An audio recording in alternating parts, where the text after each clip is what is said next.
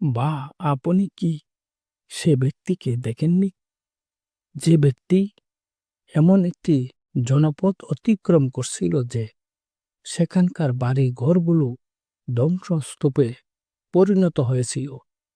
সে বলল, মৃত্যুর পর কিভাবে আল্লাহ তাআলা একে জীবিত করবেন? অতঃপর আল্লাহ তাআলা তাকে ১০০ বছর মৃত রাখলেন। অতঃপর তাকে পুনর্জীবিত করলেন।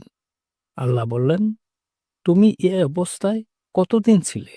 সে বলল, আমি একদিন অথবা তার চেয়ে কিছু কম সময়। তিনি বললেন, না, বরং তুমি ১০০ বছর এ অবস্থায় কাটিয়েছ। তুমি তোমার খাদ্য ও পানীয়র দিকে তাকাও, সেগুলো নষ্ট হয়নি।